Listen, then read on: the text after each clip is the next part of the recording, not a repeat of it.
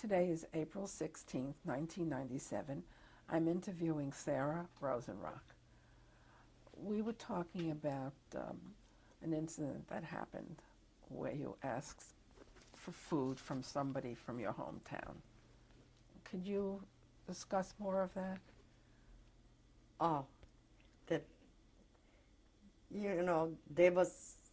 they thought they are big shots because they have it in their hands. It wasn't a big thing. Asked for a coffee. And she says, wait.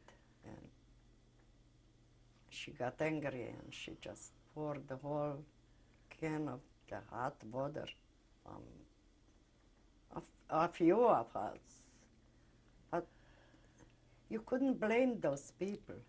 Everybody was for himself. Everybody wanted to save his life, his own life. So I wouldn't do it, but some of them did it. Some of them, they even stole their own mother's food, or the other way around. Did you see any of that?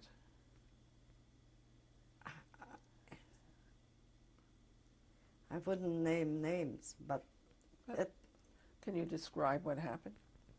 like, a mother would take away from the daughter this slice of bread or something, or the daughter would take away from the mother.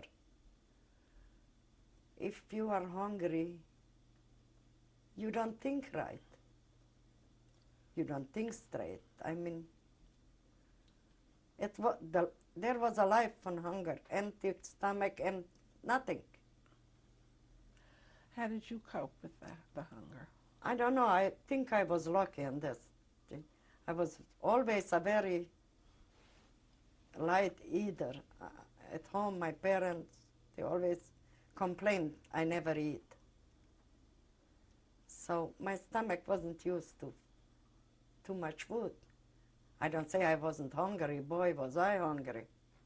But it was easier for me than for others, but they was big eaters. I think this is the reason. Otherwise, I don't know what. And your sister and friends, how did they manage? They suffered a little bit more than I did. Can you describe your state of mind when you're feeling hungry? You always cook. You didn't hear their other conversation. Oh, when I go home, I will cook this, I will cook this. What food did you want to cook when you got home? I wasn't between the cookers because What did you want to eat? just bread. Very thick slices of bread, nothing else. And I mean, we was hungry for everything, but we didn't think of luxury food or something special. I'd like to ask you a little bit more about your barracks. What were the sanitary conditions in the barracks? Bad. Very bad. We didn't have hot water. We didn't have change of clothes the whole time. One dress and that's it. Wooden shoes, no stocking, no underwear, no nothing. So some girls, they really, I don't know, they was full of lies.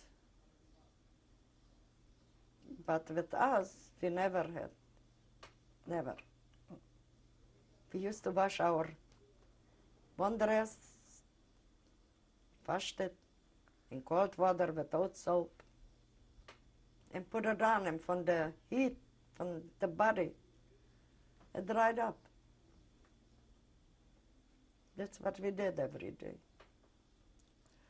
Did you work in Auschwitz? No. No, this wasn't a lager there where nobody worked there. Nobody. Were you given a number there? Yeah, but not a tattoo, a number, but I don't remember the number. Did you witness any punishments or beatings by the SS there? Oh yeah, a lot. A lot. If they catch somebody to steal, and what you think they steal? The peels from the potatoes. Not even potatoes. They put them out in the big snow and or the big heat and beat them like till they breathe, till they stop breathing. Did anything like that happen to you? Not to me. Did you know anybody that happened to? Yeah. Yeah. Who was that? Friends, I know, but Did you know any names of the guards or who? no, not in Auschwitz, except Mengele. That's we knew Mengele is coming, Mengele is coming. Everybody knew. Everybody was scared of him, but otherwise, no. Can you describe Mengele? He was a very handsome, good-looking guy. Very handsome. Tall, blonde, with a mustache. Very handsome. Did he talk to anybody? Any of the prisoners? Yeah, and the funny thing is, he talked to us from time to time. He wasn't mean. But we knew whoever he picks out doesn't see the light anymore. He didn't show it. Do you remember anything that he said to you? No, not really. First of all, we didn't know German. No matter what they said, we didn't understand. And You didn't work in Auschwitz. What did you do all day? we didn't have too much time. We was lying on the bunks, but we didn't have too much time because they woke us up in the morning 4 o'clock. And they came 9 o'clock or later, and it was 30,000 women in this one place. And they counted every bunk had 1,000 women. If one was missing, they was counting over and over and over again, the whole thing. And we have to stay there till everything was exactly. This took maybe till 11:30, 12 o'clock. And afternoon at 3 o'clock they did all over again. They came just 5, 6 o'clock, but we had to stay outside again. And they was watching us. So When you say they, who are you referring to? those German SS, Were they men? most of them men. Were there any other incidents of violence that you could describe that happened? Not really. I don't know too much about it because in the night we heard all those screams always in the night, but nobody was allowed to go out. So we don't know what happened. In the morning was quiet. The whole night was Where were the screams coming from? like hell, you know, yeah, they told us from the crematorium they took from all over people, but we was not allowed to go out. Were there any kind of religious observances in the camp? Not that I know. Everybody was for himself. No. Were you ever sick there? Were you ever sick in Auschwitz? A lot of time. I remember once I had an infection of my finger here, And we was staying outside, and it was swollen. I couldn't hold my hands like that. It's holding my hand. And one SS came from behind, and he saw me. He knocked me down my hand. I think he did me a favor because it's opened, but I thought I will die there right away. I felt much better after this. But no medicine, nobody would complain that for something. If he would know what he did for me, he wouldn't do it. Maybe he would knock me down from the back. But because I was holding my hand like this, with a bat, and with all his power, it was terrible. I just felt it was terrible. I'm sorry, I didn't hear what you said. I felt like, I urinated, and right away I didn't know what it is. That's how powerful it was, that's what he did to me, but he hit me. And another time, I probably I had temperature. I was freezing, and I said to the other girls, "We have to go out for celebel. I'm so cold. I'm freezing. Maybe I take a chance. I leave my dress on the bunk, and I take the blanket." I made a big mistake because they came. They grabbed the blanket from me, and I had to stay naked there. The whole time, naked. I thought the blanket, I probably had high fever. That's two incidents I had. How long were you in line? How long were you outside, naked? Hours, till they told us we can go in. It wasn't a big deal for the eyes. It was a big deal for me because I was freezing. What things happened to your sister and your friends, if you recall? Nothing. We was very careful not to mix nowhere. Just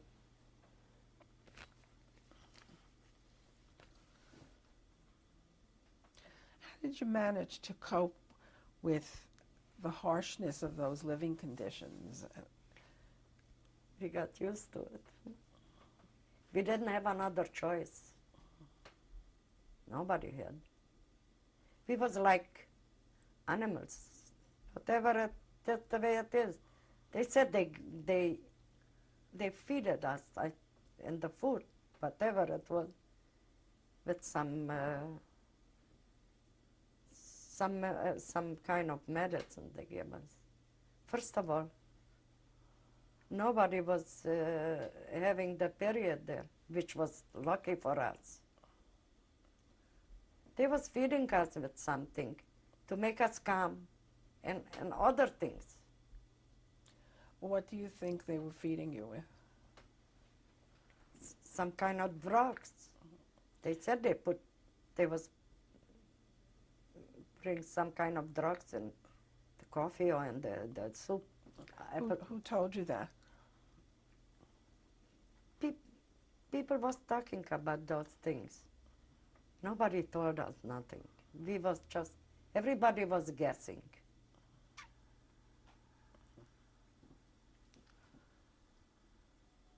Were there any actions in the camp? Mm-mm. Were there any selections in the camp? A lot of time, yeah. Can you describe what happened? They just came in and they looked around and they just, you come, you.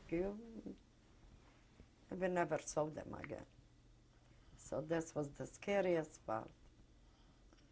How did you avoid that? We wasn't long in Auschwitz. We was, I think, 2 months. When did you leave Auschwitz? No, I don't know. I don't know the time. I don't even know if it was summer or winter. I really don't know. But they took us to Salzwedel and we stayed there till the Americans freed us. When you say they took you to Salzwedel, how did that work? How were you chosen for that? They picked out a few hundred people. They put us on a truck. They didn't say nothing. And we went. How were you selected? I By mean, the face. who did that? Who did this? Those, it looks like it was private people, but they had their business and they wanted strong girls. I think so. We didn't thought about this then. We were just afraid that they will select us and take us to kill us. A lot of people was hiding, more or less. They didn't want to go because we never knew where they take us. When you say they were private people, maybe businessmen, how did they look? They How were looked like normal people. Where were you lined up? Where did they choose you from? From the camp where we was. They came in and they picked you. A few hundred, and they took us. What happened to your mother and other members of the family I don't know. I never saw them. after the arrival at Auschwitz? That was the last you saw them. Never. When you were selected to go to Salzwedel, who went with you? Who was selected with you? Oh, friends and my sisters.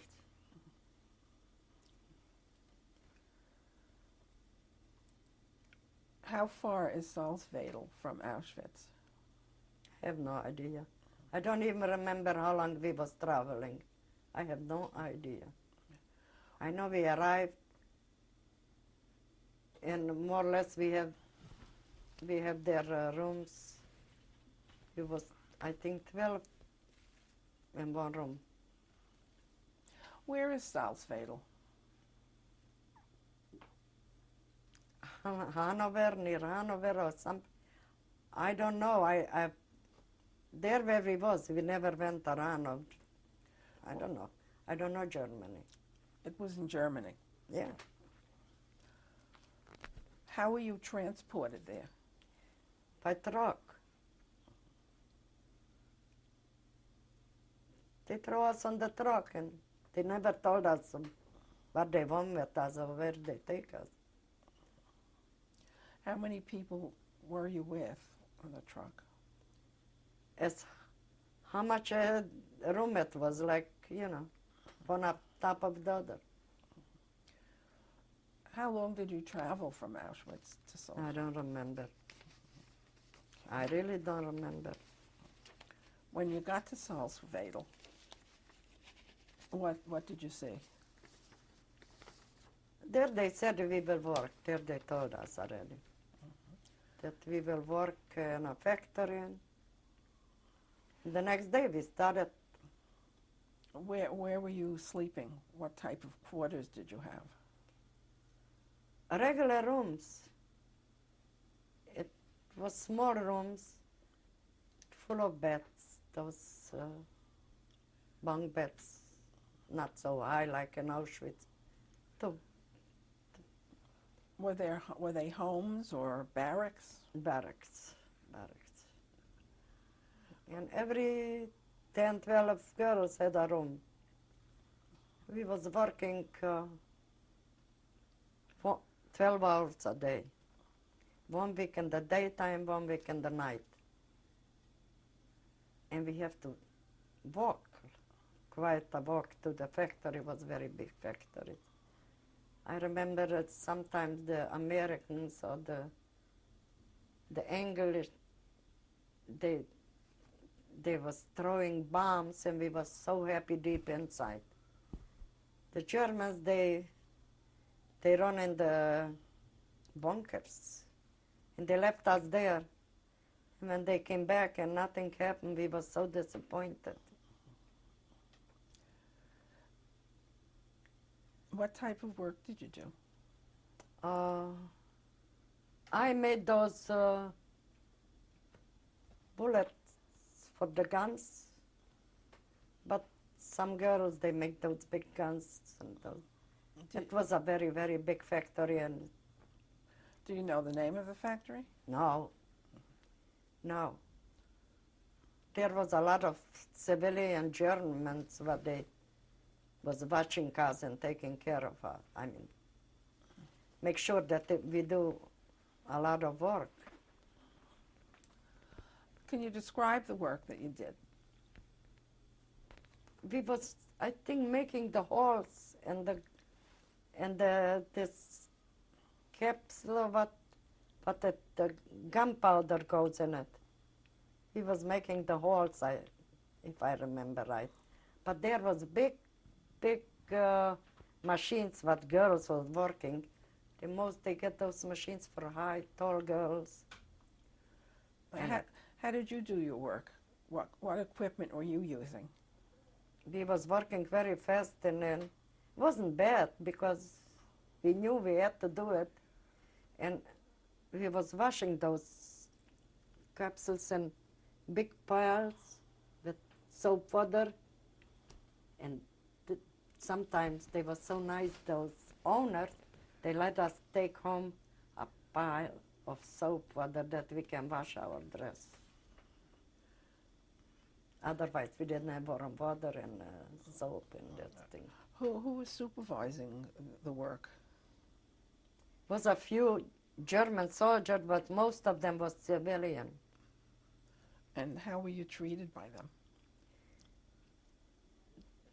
Some of them was nicer than the other. I mean, they expected a lot of work from us. Some was a little bit more soft to us, but they never said they are sorry or take it easy or rest or here I give you a slice of bread or something. No, never. What type of food did you get there? There was better because